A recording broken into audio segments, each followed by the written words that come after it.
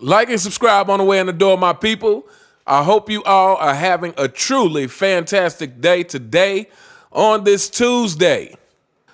You see the title of the video, and if you've seen my last video, I talked about how I'm going to be diving into a lot of what's made this current NBA so unwatchable. We're going to be talking about some of the rule changes. We're going to be talking about the ratings and how the ratings have been affected and why people aren't watching. We're going to be talking about the players and the attitudes and more. And like I said, we're going to start by talking about this interview between Kevin Garnett and Adam Silver. It was an interesting interview. If I must say, I think I said this in the last video, I kind of think that this was the beginning of Kevin Garnett switching his point of view.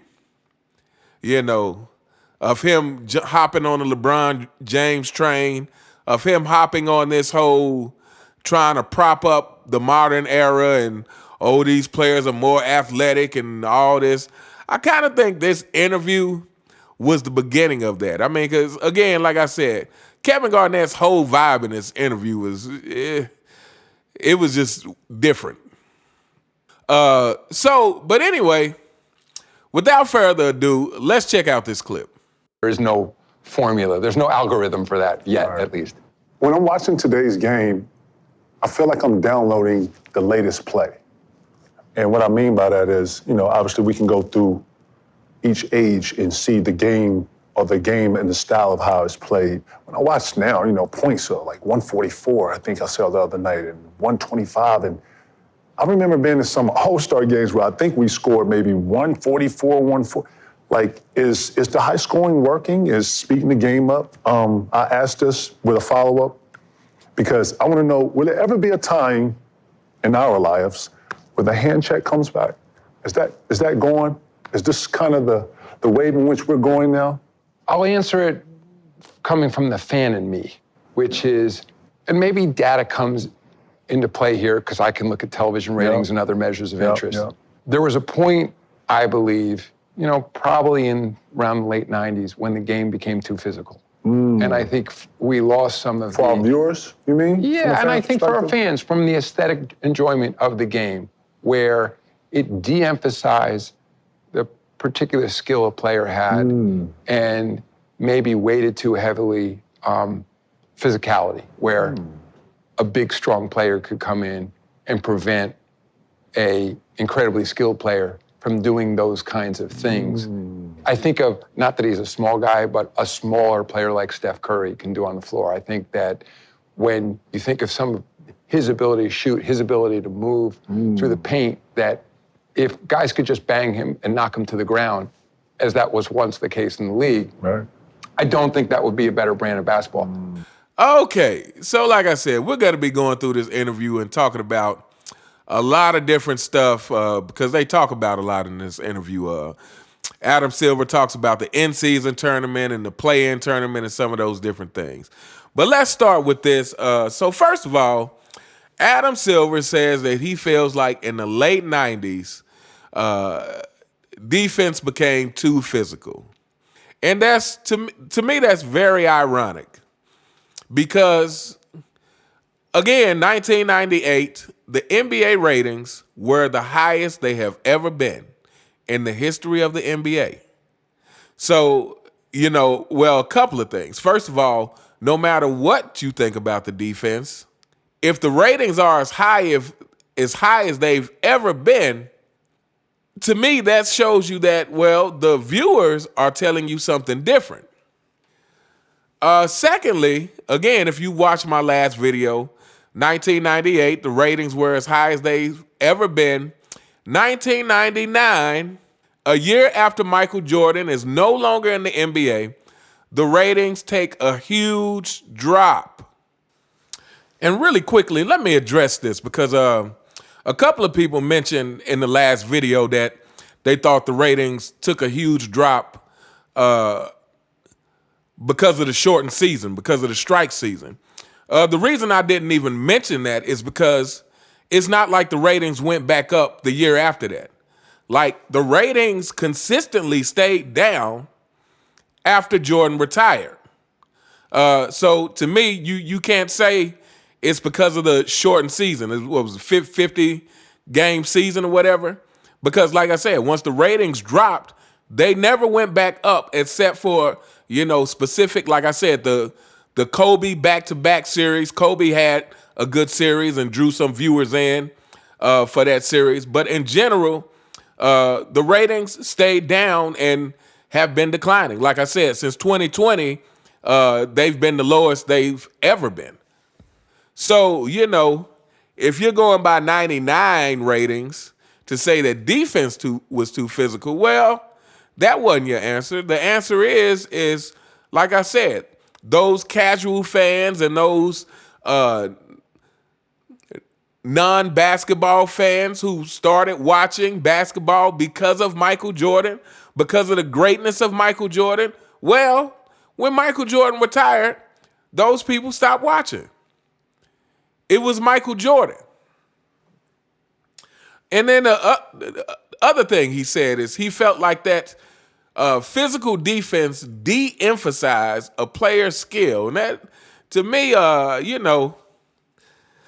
again, a lot of these, LeBron included, players and people connected to the NBA today, they're politicians. They're wordsmiths. They try to trick you with how they with how they word things. But to me, when I hear you say defense is de-emphasizing a player's skill, what I'm hearing you say is these players aren't skilled enough to do what the players before them did, which was play against that tough defense. Again, to me, when you say that and then want to say these players are more skilled, it doesn't make sense. It doesn't add up. To me, the only true way to determine how skilled these players are is to put them in the same conditions as their predecessors. If you want to see if LeBron James is truly as great as Michael Jordan, put him up against conditions like the Detroit Pistons. Put him up against conditions like the New York Knicks. Put him up against that same physicality and see if he can overcome the same way that Michael Jordan did. And I think we all know the answer to that. So to me, Adam Silver is like, you are destroying your argument by saying that a player like Steph Curry, his skill would be de-emphasized by more physical defense. And I do believe that. I do believe Steph Curry would not be able to do what he does against more physical defense. Again, we just look at, again, going back to Kevin Durant. Kevin Durant, someone who they hold up as one of the most skilled in the game, one of the most skilled ever. Kevin Durant, when they allowed Boston to play some physical defense, which some people were trying to say was 90s defense, which it wasn't quite 90s defense, but it was just a lot more physical than what Kevin Durant was used to, he got derailed. He didn't look like a superstar out there. So again, Adam Silver is like, you're destroying your own argument by saying we have to create conditions to show their skill. And at the same time, you are also saying that these players in the 90s would destroy today's league. Again, you take a Kyrie Irving who gets praised for his handles. Well, what about a Kenny Anderson, a Rod Strickland? I guess we didn't get to see the best of their handles because they played with physical defense. So what do you think they would do in today's era where you can't touch them? Especially a Kenny Anderson. Kenny Anderson had great handles. What would What would Kyrie Irving's handles look like against a hand check? Not to mention, how would these players hold up if they couldn't just run across the lane? If they were getting shoulder checked, every time they try to run across the lane. If they were actually enduring, physical defense. And here's the thing that I want to say. Fanboys, this would be one of the few times where you hear me give your king a break. As much as I talk about LeBron James, because, again, I think his antics are deplorable, and I don't think he's good for the game of basketball. However, I will say that a lot of why the game is so trash and why I think the players don't compete is because the rules have set a standard for that. Like when you are making rules that try to make the game as easy as possible, I feel like the players follow suit. Like because it becomes a different game. It becomes a different mentality to play the game. But I feel like when you're in a physical game, that right there automatically ramps up the competitive level. Number one, because you got, like I said, just running across the lane, you're getting shoulder checked. So you're developing some kind of animosity from people shoulder checking you and doing all that kind of stuff all the time. You're starting to develop some personal beefs in game with these players for doing that. And then when someone is hand checking you and you're having to dribble against that, like, again, it adds another level of get off me. It adds another level of a need to assert yourself. More physical defense brings out the competitiveness of these players. And I don't think it doesn't even matter if we're talking about basketball right now. Anything that you are in, the tougher the obstacles to overcome, the more it brings out of you as a person. The more it brings out your character to see what kind of person are you really. Are you the kind of person that's going to jump ship because it gets hard? Or are you the kind of person that's going to dig in and maybe find some things that you didn't even know about yourself to overcome this obstacle? This is what obstacles do in life. This is not just about basketball. So yeah, this whole thing that Adam Silver is talking about is like, we're gonna wrap this video up, but I just want to say this.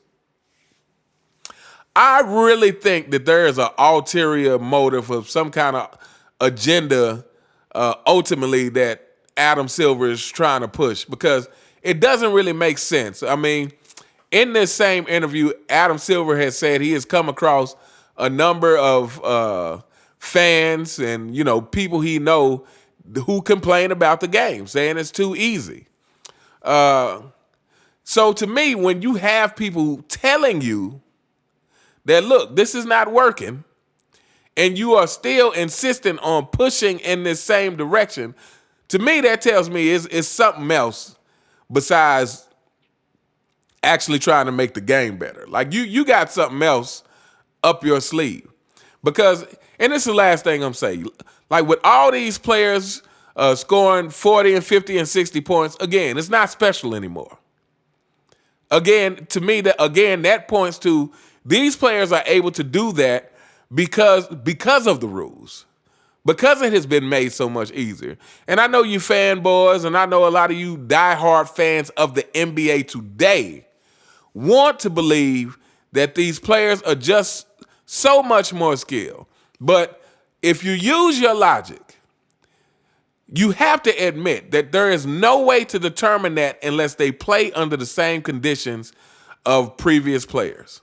Unless they are playing under those same physical conditions, hand check, getting shoulder check, just trying to run across the lane without the ball, unless you are playing under those same conditions, you cannot gauge the skill of these players really.